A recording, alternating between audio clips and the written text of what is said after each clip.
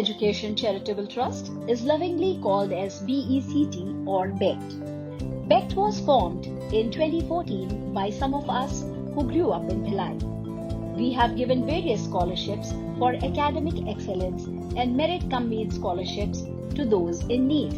We provide free JEE and NEET training to talented students. BECT has created digital classrooms in various schools, and we have also set up a computer lab in Azad Higher Secondary School.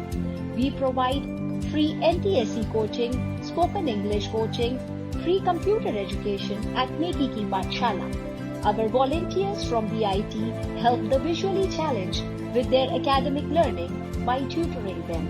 We are providing online JEE and NEET classes during the pandemic to about 40 plus students. We also conduct health awareness camps, BECT talks to motivate, nourish and guide the young minds, book distribution camps, and organize various contests through our social media platforms. We have touched over 1,200 lives with the help of our team of 41 members, including trustees, advisory members, donors, volunteers, and now BECT ambassadors. We spend 25 lakh rupees yearly in all our operations.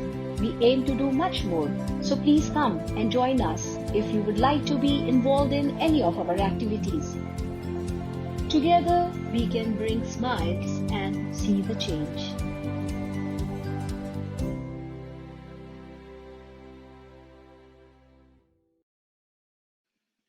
Hello friends, Bhilai Education Charitable Trust welcomes you to a Christmas special with Nikita Upadhyay.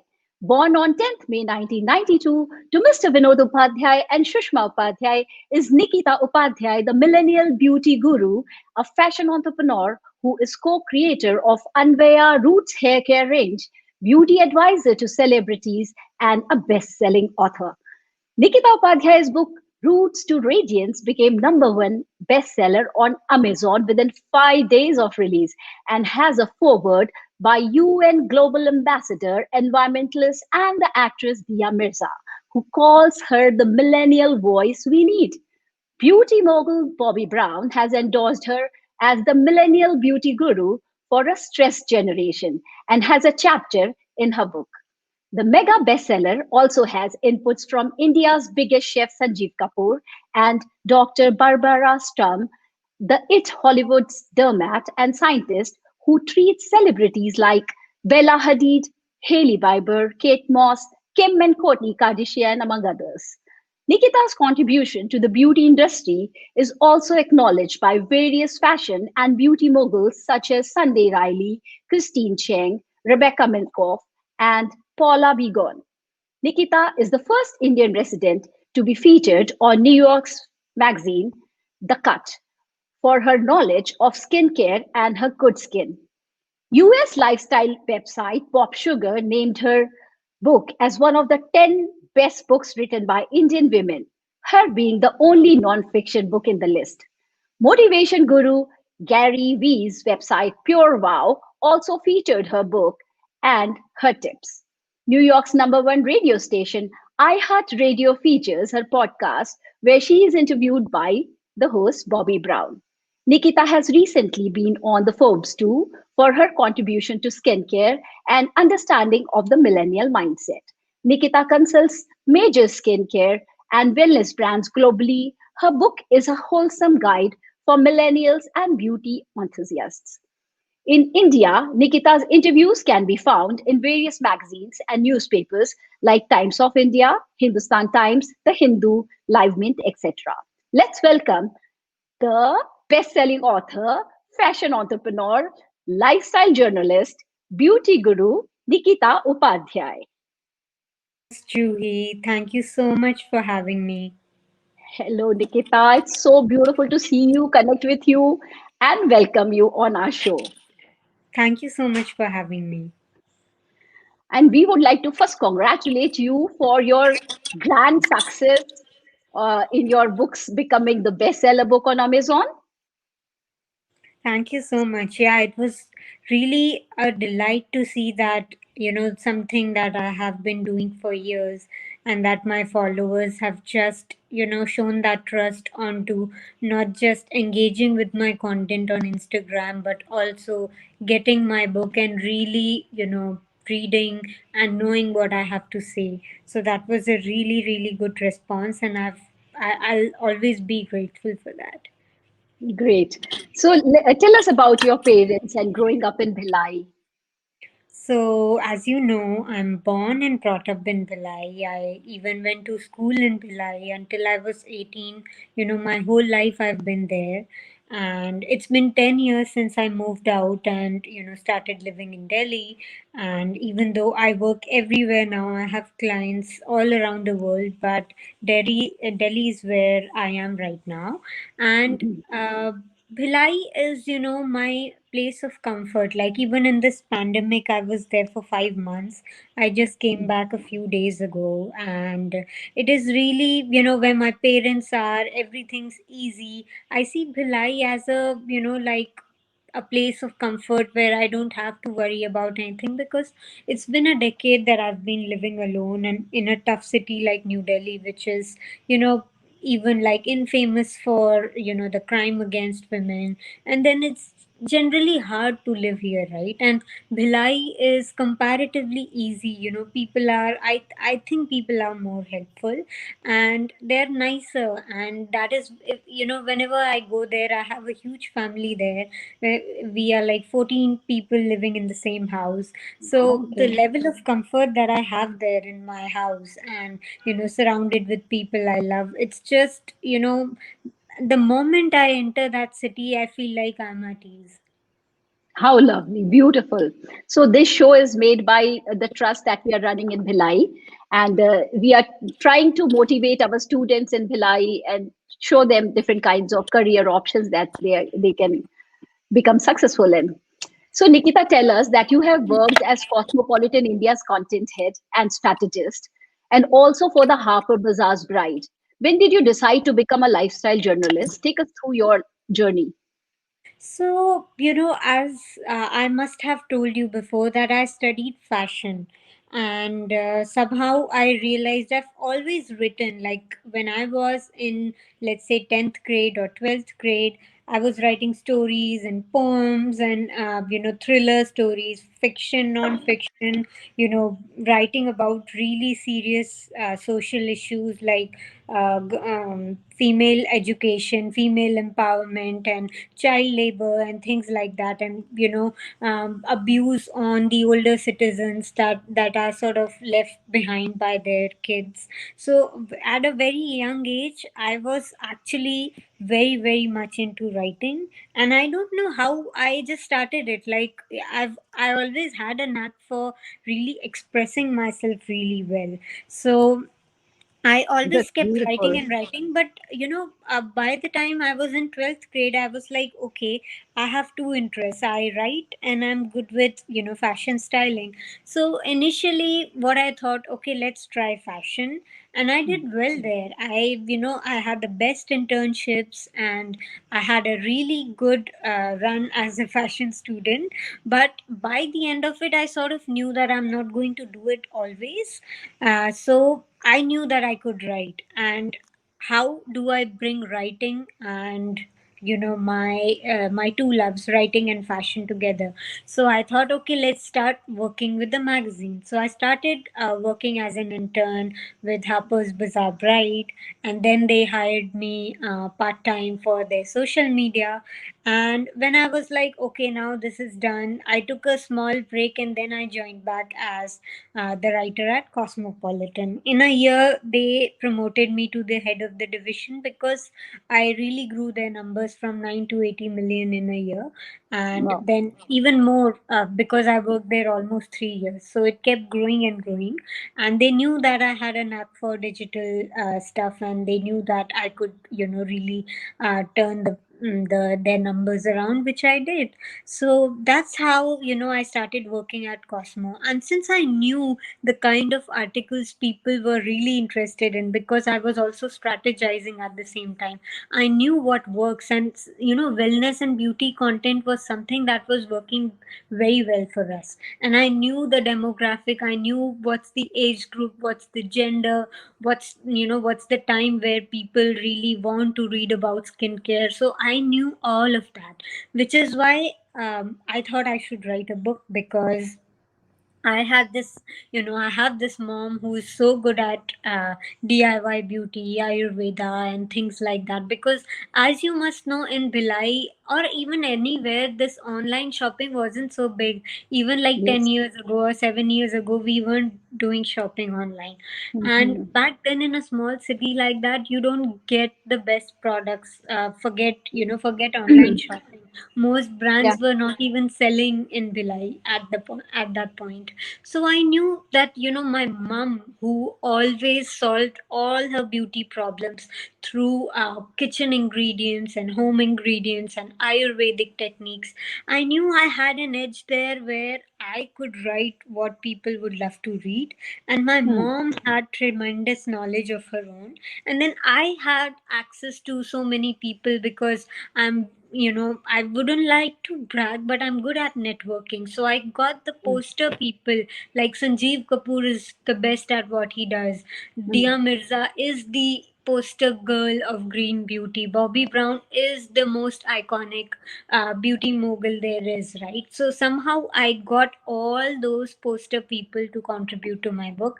I got my mom's inputs, I had my own knowledge, and there we had a best-selling book. So that's when I knew. And after those 3 years at Cosmo, I realized that the magazine industry in India is crumbling. Okay, even if the digital space is strong, the print Hmm. wasn't doing very well anywhere, Hmm. like any of the magazines. All right. So I Hmm. knew that I can't be doing this, my whole life. And Hmm. plus, where there's an environment where people are sort of holding each other back, I knew that I cannot be in a toxic environment where women don't let each other grow. So I always wanted to do this on my own, because I've always done my best work on my own. I've never, sometimes, because I'm so reliable, that I end up taking all the work on me. So that is just, Okay. how I've been my whole life. So I knew if I have to do it all by myself, why don't I just Huh. work for me? Right? That's So very that's nice, how. Nikita. I kind of got the whole idea of your journey. Can you help us guide the students if they want to join fashion industry and design industry? Where should they begin and how to choose the stream? Like you have been writing from childhood, and your mom gave you wonderful knowledge of recipes and ingredients of the kitchen, which we'll come back to the books little later. Initially, would like to guide and the students in Bhilai, in case they are choosing or wanting to become like Nikita Upadhyay, because you are an inspiration certainly. So guide those students. Where should they begin? So, if they want to be like Nikita Upadhyay, they have to really, follow their interests very fiercely. Like, I had parents who supported me with anything, any decision I made. Maybe too supportive at times. But if, having a background like that is important. If you don't have it, unfortunately, find a way to convince people that you have a vision, and you have, you can sell your ideas to maybe a publisher or a magazine, or a university that you want to enter, because everyone appreciates good ideas. That's the thing about the current times, that people want people with good ideas. And if you have one, so you'll have to protect it and find the best way for it to work for you, because a lot of people can also use you, abuse you for your ideas. So you'll have to sort of give a preview of what's special that you can offer to a person, but don't give away the whole idea that they run away with it. So you have to sort of budget your strategies, strategies like that, so that you don't get fooled, you get hired, you get selected and shortlisted for whatever that you're doing. So know where to stop. You do your intro, sell your idea, but stop, say that this is the light version. For the pro Hmm. version you'll have to hire me. So that's how That's really start. brilliantly put, that first you have to convince your parents that what you want to do, and you have to fiercely go about it. It's Yeah. beautifully done. And since you're giving the tips on how you have to sell your ideas to the company, why don't you tell that what millennials should look forward in a workplace in terms of contracts or employee benefits or severance packages, if you can guide them? So, 2020 is the best example of people coming forward with their, stories about the horrible places that we've worked in, right? And even my magazine has, was involved in a huge expose, my former workplace, and lots of others, many, many others. There were so many shopping websites where people said that we were treated unfairly at our work. So, what the thing that is to know here is that when you get hired, you know that your employee checks you for your background, right? They do your background test. Why don't you do the same? Because it's a two-way street. I don't understand why people don't do background checks of the organization. It works both ways. If they are background checking you, you should also check. If they think they are worthy of having you, you should also see that if you're worthy of having them, right? So it has to Both. work both ways, and it's not that they're doing you a favor by hiring you. So which is why you should totally be prepared to see if if someone gives you a warning sign that this is an organization where toxic culture happens, where people get fired without giving severance packages, which has happened a lot this year with a lot of people. And so many of these things have come forward where magazines claim that this is, we endorse women empowerment, women help women, and all that is just something that these people say. Those things don't really happen on the inside. So uh, simultaneously and gradually all these things are coming out, but all I'm trying to say is that if they are checking you, you should check them, because who knows, maybe you are too good for that place, right? So that's how it goes. Lovely. And you, since you mentioned the word women, any specific advice to the women? Do they face more challenges in your industry? Would you like to guide them? Actually, my industry is a very women dominated, okay? So we don't Women are face killing each other or not? women. See, I've had both kind of experiences. Like, I have found really supportive, collaborative women after I have sort of left my corporate job and really gone around the world and met the movers and shakers and winners of the world, who have the security, the internal security of helping a further, helping a fellow women.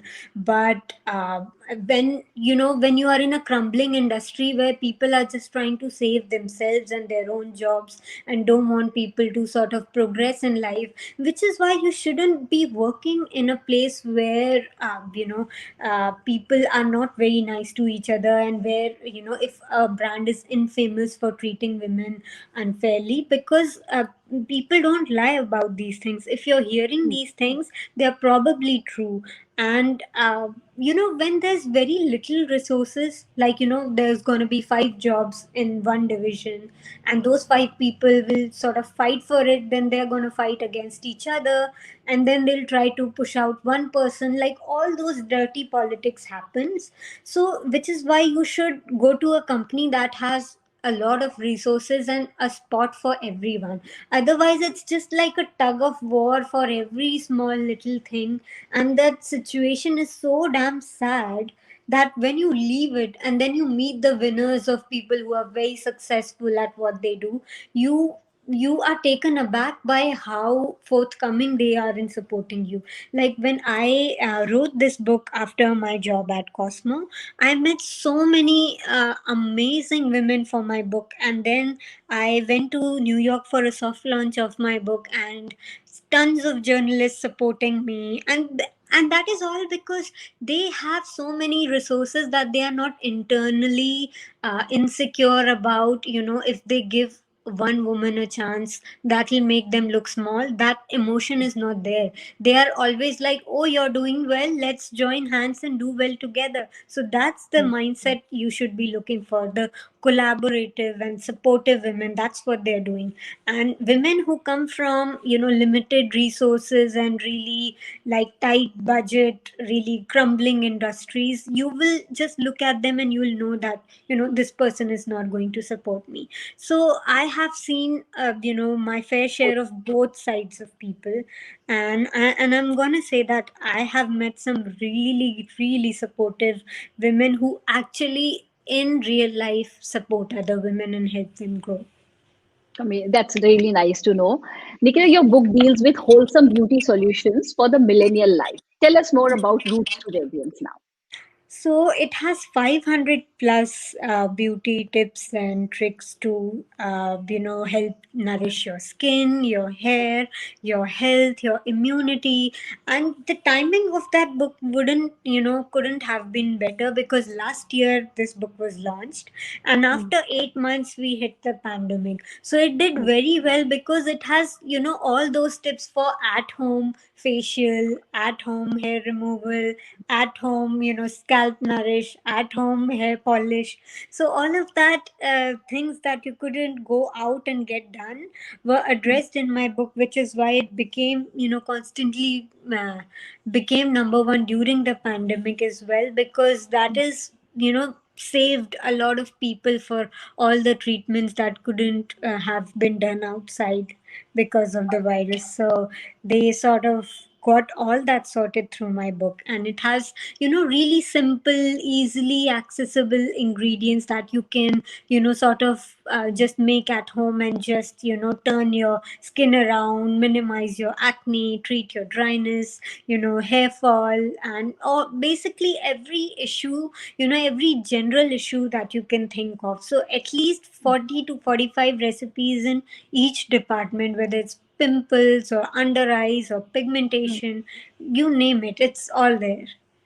All right. So since you have mentioned treatment and hair fall, can you tell me I am having a lot of dandruff. How should I get rid of dandruff So at home? curd works very well on dandruff. If you pair curd with, bear patti, have you seen bear patti? I That's have seen actually, Ved Patti, but that's yeah. heavily effective in hair polish Oh, as well as scalp all nourishment. right. So Okay. all that flaky stuff that you're having on your scalp will is going to go away with curd and beet patti. There's also like a really elaborate recipe in the book that also I can Okay. send you. That Yeah. I will, yeah, I'll definitely check. What's the recipe of writing a bestseller book and getting so many poster people in one book? What did So you I do? think that is just, something that you have to do if you have to make your book a bestseller. I'm not saying that you have to get the poster people of the industry to make your book a bestseller, but Mm, it's always nice to have this, because mm, let's say this is, someone tells you that this is a drink, Aishwarya Rai is raving about it and Shah Rukh Khan drinks it, okay? And the other drink is, it's a nice drink. So which one would it's the endorsement, it's the star power that usually sways people a lot of time. So I'm not saying that you definitely need it. If your product is nice, it's going to do well. But it's usually the publishers also favor people who have good network, right? Because when you're a journalist, people would expect you to have the kind of contacts. But the good thing about here is I didn't have those contacts when I was working with magazines. I developed those contacts after I had left that world. So I am not one to brag, but I would say that things worked in my favor, where I reached out to those people. They acknowledged my potential. They knew what I had done in the past and what I'm about to do in the future, and they sort of put their trust in that, and I really took that forward. So that's a big responsibility. Like, you can, talk to people all you want, but if they don't trust you, and if you are not able to convince them that you are up to something big, and if they want to join you in this project, it should be beneficial for them too.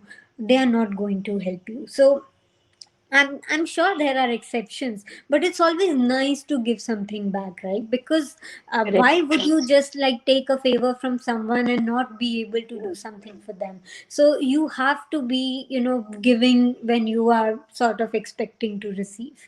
That's why. Okay.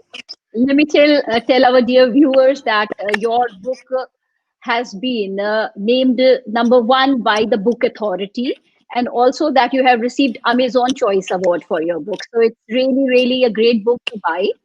Let's check the beauty guru side of you. Bobby Brown calls you millennial beauty guru for the stress generation.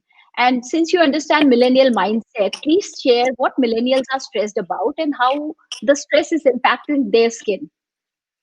So, Juhi, I think my mom says it all the time.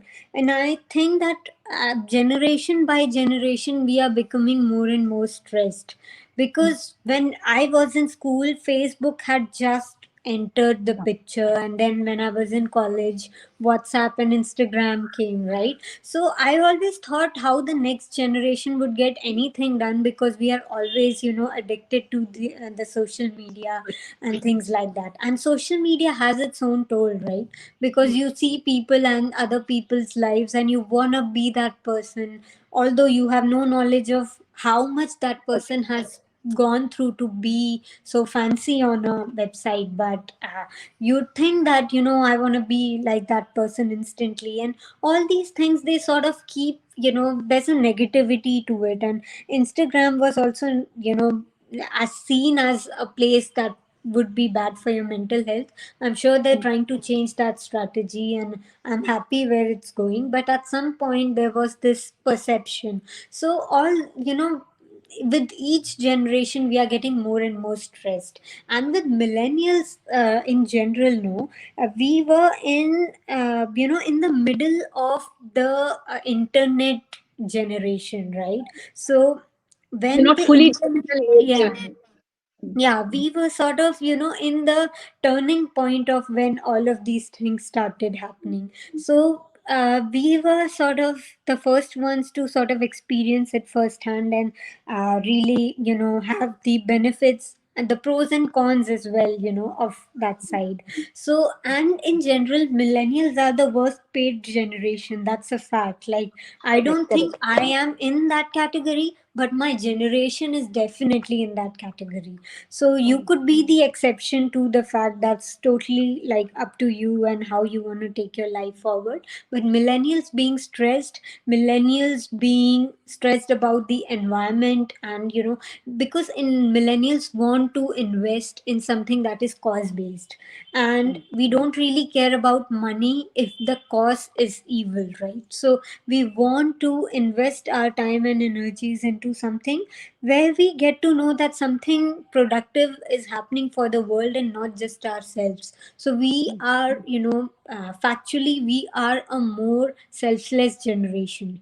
And with all that comes, being poorly paid and having less time. So millennials stressed because of a lot of things, that we don't have time, that we don't have money, that we have, toxic relationships. We have too many options. If we want to date someone, they're like so many of them, we'll make the wrong decision that's going to impact our mindset. So there's so much happening, and millennials were the, people who experience this firsthand. It's going to happen to the next generations as well, although we will try that it doesn't.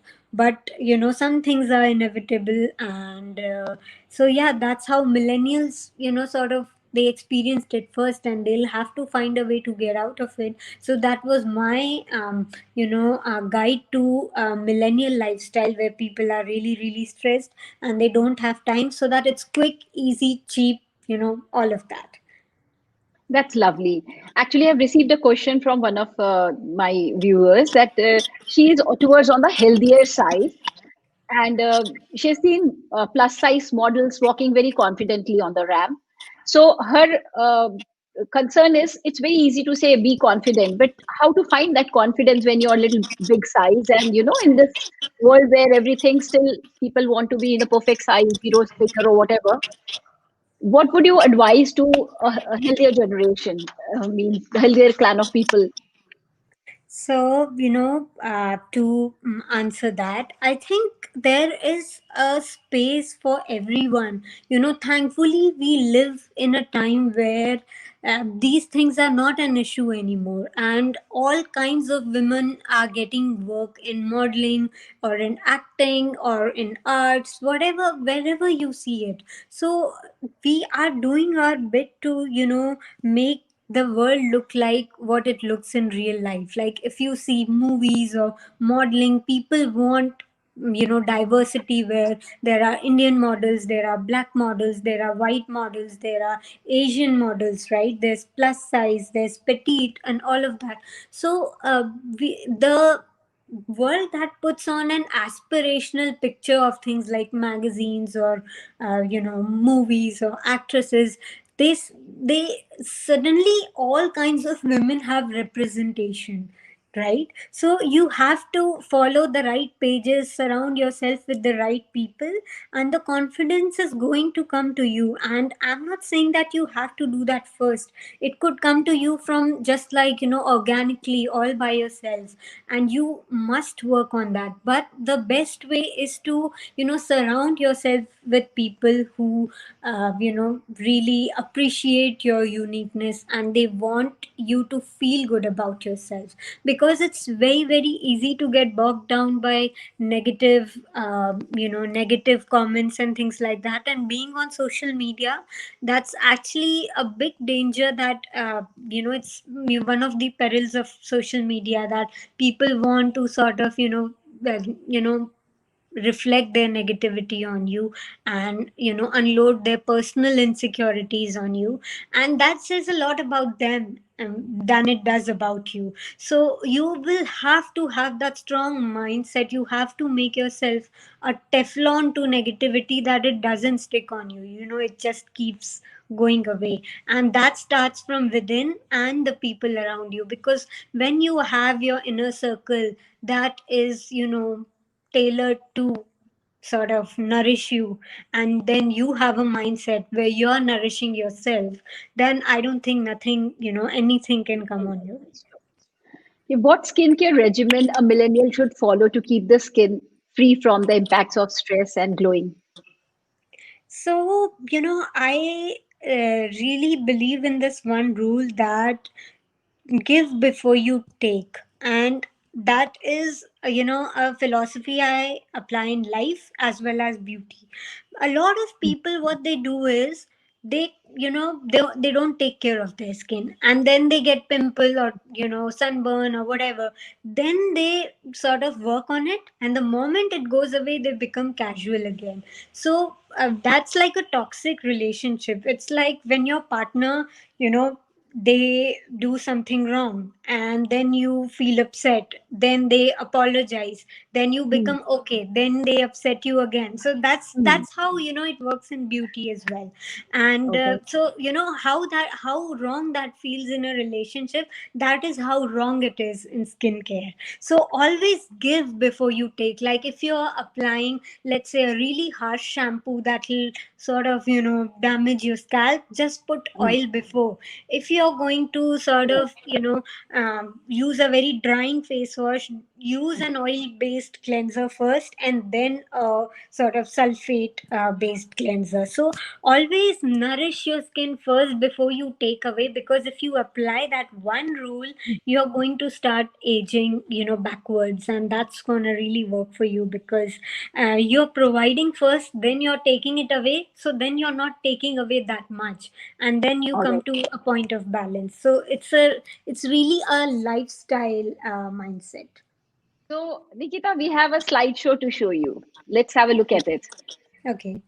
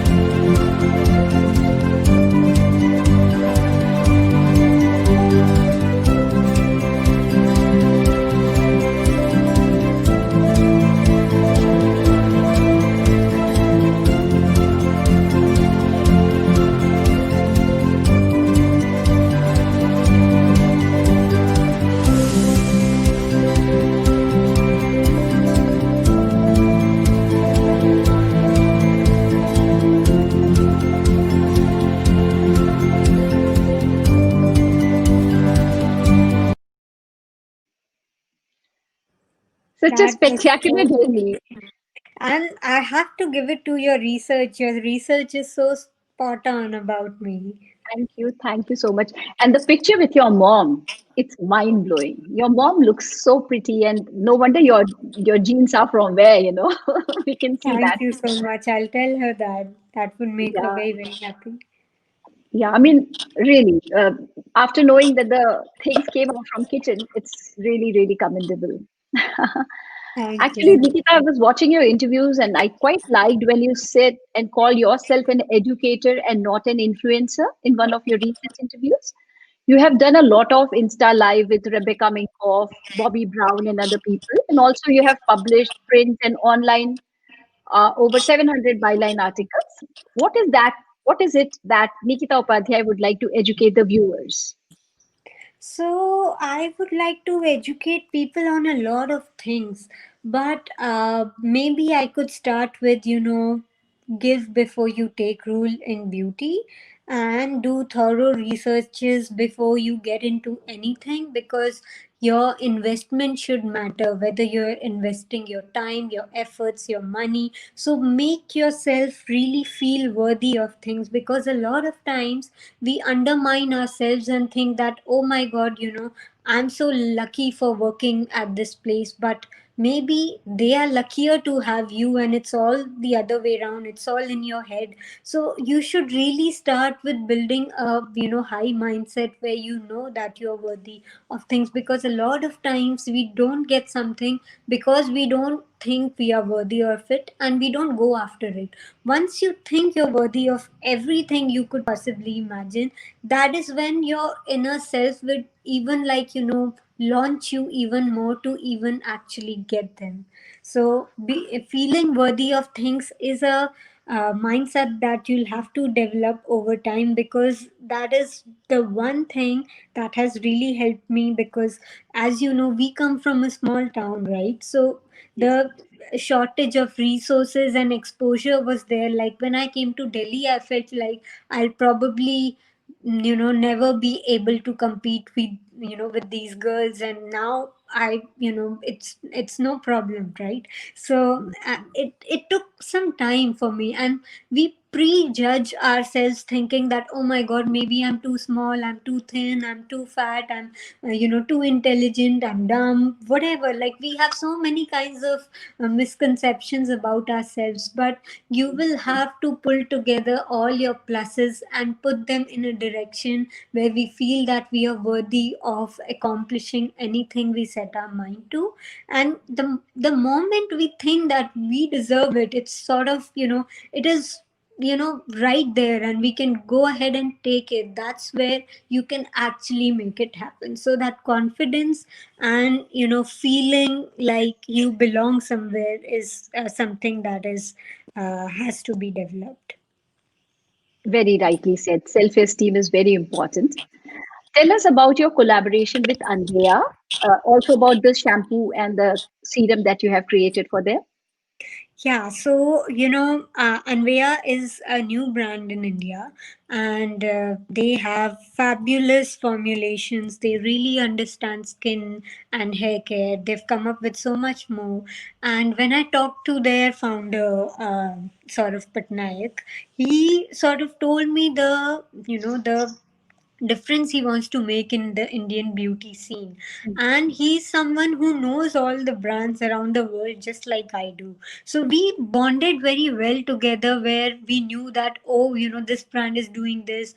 We like that, we appreciate the beauty of beauty together. So we thought, okay, let's do a range together. That was very, very, close to my heart, because I had lost a lot of hair, and because of all the harsh shampoos that are available in the market. By harsh, I mean, most shampoos have sulfate, and sulfate is like detergent, right? It's too harsh. So if your scalp is like already dry, and if you use sulfate shampoos, it's gonna get drier, and when it gets too dry, your hair is gonna fall off. And that's what happened with me. But the really shocking thing here is that I used to think that I have a really dry, oily scalp. And every time I wash my, scalp, I would feel like, it's oily again the next day. And this kept happening. And all this time I was getting the harsh to harshest shampoos to Oh, sort of get that oil off. huh. And what happens is when you make it too dry, the glands of your scalp sort of produce the sebum to make up, that waxy substance to sort of make up for the lost moisture. Like, Oh, you would think that your scalp is oily, but it's dry and your scalp is making up for it. And mhm, you will be tricked how much your own system can, fool you, because that was mind blowing when I realized that my scalp is extremely dry and I need something that is very balancing. That's how I came up with this gentle shampoo that is sulfate free. In fact, it's so gentle that you can apply it on your face because it has the same surfactant as a face wash, like a very mild face wash. So that's how we came up with the anti scalp aging shampoo. And the oil, where again it's give before you take rule. You mhm. apply the pre shampoo oil first and then you shampoo, and then your oil, like, then your scalp is balanced. That's when it comes to a point where it can sort of stop your scalp from losing any more hair. Wonderful. Can your shampoos be ordered from outside India? Actually, for Singapore, we are working on something, and we are also working out something in the US. Now, as of now, you can't order it, All but right. we are working on it, and it's gonna happen very soon. So we are waiting for it. Definitely, I'll let you know. Okay, quote unquote Nikita Upadhyay. It's time for consumers to hold the skincare industry accountable and understand that skincare goes beyond the face labeling skin whitening treatments unethical and the idea behind it toxic. No wonder Dia Mirza calls you the millennial voice we need. Where does this understanding comes from, Nikita? You want to share any story or how did you come up with this thing? Because these cosmetic companies, they do a lot of marketing play, right? So suddenly, where people start saying that whitening creams is unethical, then they introduce another cream and call it brightening, or things like that. So whitening and brightening are not the same things; they are very different. And I don't think a product can whiten you. It's not possible. So that claim itself is wrong. The concept is definitely wrong. You're trying to make someone what they can't be. You're showing them a picture that they can't achieve. It's very, very unfair. And also, because why do you want to change of course you are free to want healthier skin and really radiant version of your skin, very glowing skin, but obviously you can't change your sort of skin color all of a sudden, right? So that's an unrealistic picture that you paint for a person, and when they don't get there, they sort of blame themselves. They feel bad, it affects their self esteem. So all of that comes under unethical marketing, right? So that's what I want to change, and educate people about, that you have to be sensible. Because the marketing guys will trick you. They'll you will spend your hard earned money on a lot of things that are not going to work. And anyway, if you're a millennial, you're not fairly paid. So someone has to tell these people that don't do this, don't waste your money and things like that. So of course marketing will do their bit to trick people, and I'll do my bit to untrick people, and we'll see how where we get through this whole procedure. Yeah. Yeah.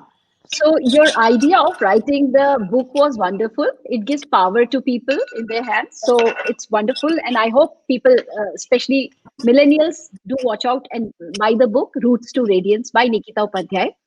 Nikita, we have come to the last round, which is rapid fire round. You have to be quick in answering these Yeah. questions.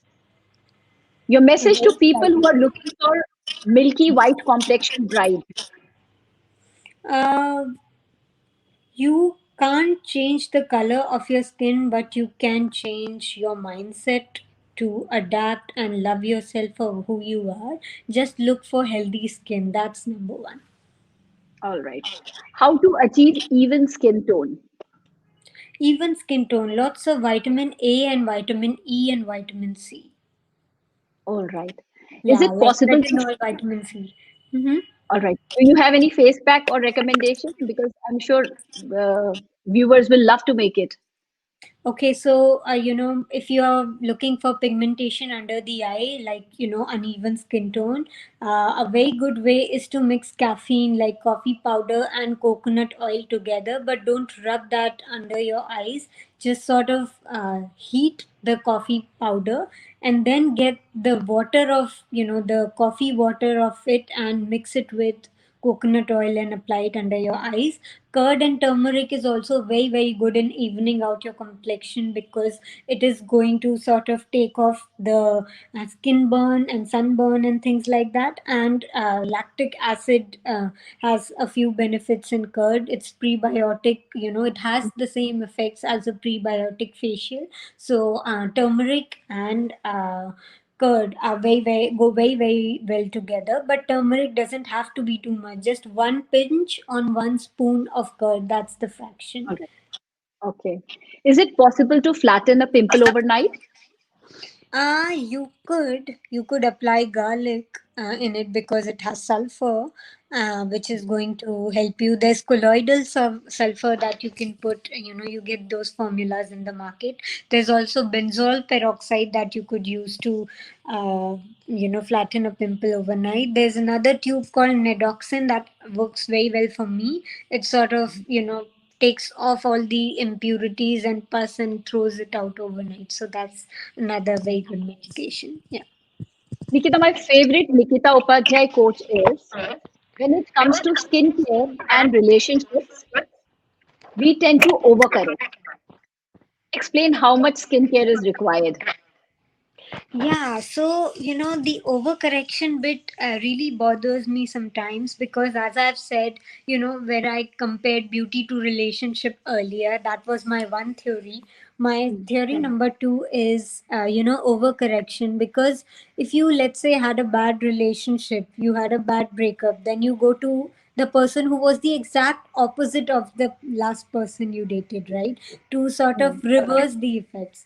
And a lot of times people try to do that in skincare, that when their scalp is oily, let's make it dry, to vanish our problems. Or let's, if my skin is oily, let's make it dry. No, you don't have to get the opposite of it. Just meet in the middle, balance your skin. It shouldn't be too oily because that's not good, but it shouldn't be too dry either. So people need to learn the art of balance.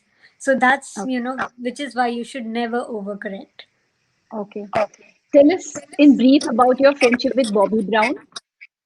So, Bobby is my BFF. She is, the one iconic inspirational figure who, sort of, I think a lot about her every day, with Instagram and all the things that she posts about and how she created a legacy.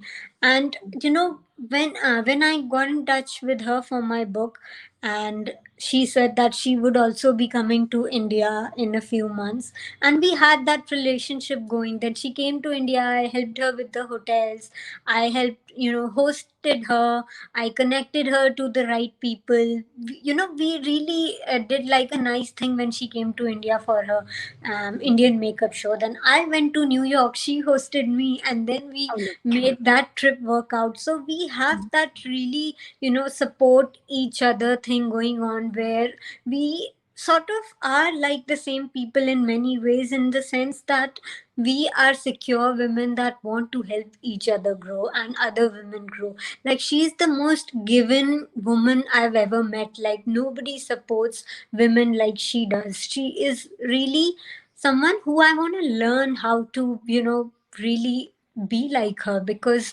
she is someone who I've never seen. She's not afraid to, start another brand at the age of 63, and quit her brand when she's 60, trying something new, making new friends. She's very energetic that way, and that's the, kind of people that I want to surround myself with, which is why she is, the poster friend I would want to have to keep myself around, because I've said this before, that surround yourself with people who feed your self esteem, who make you feel good about yourself, who boost your confidence.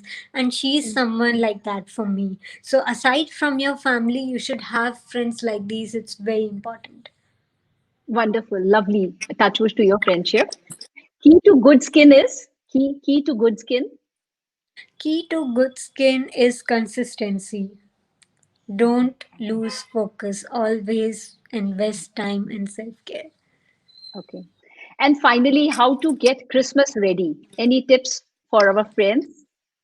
If you want to like do an immediate, immediate radiance boosting technique, just get jojoba oil or argan oil. Okay, Mm. add 2-3 drops to one small pinch of turmeric and apply it all over your face. That's the full oil. Then dip a cotton ball in milk and wipe off the oil, and just wash it off and do your normal, skincare regimen. And then the next day you're gonna have really radiant skin. That is lovely tip, Nikita Upadhyay. Thanks a lot for sharing your secrets and valuable insights. We wish you good luck in all your future endeavors. And the viewers, thank you so much. Would you like to say Thanks, something, Nikita? Julie. Thanks so much for having me. First of all, I have recently discovered all the amazing work that you do, and your education foundation is, the slideshow that you just showed me. I just want to tell you that it's very, very important, the time and energy that you're investing in education. It's really the way forward, and people really, really need that. We need more educated people, we need more discipline, we need, people who are better at science, so that we could compete against other countries that are doing so well, right? So investing in education is one of our top priorities, and I'm so happy that you're part of it, and I would like to congratulate you for that. Thank you so much, Nikita. It was wonderful chatting with you. And I hope people get inspired because I am really taking a lot of tips from you. Thank you. Thank Thank you. you. It's Thank an you. honor. Thank you.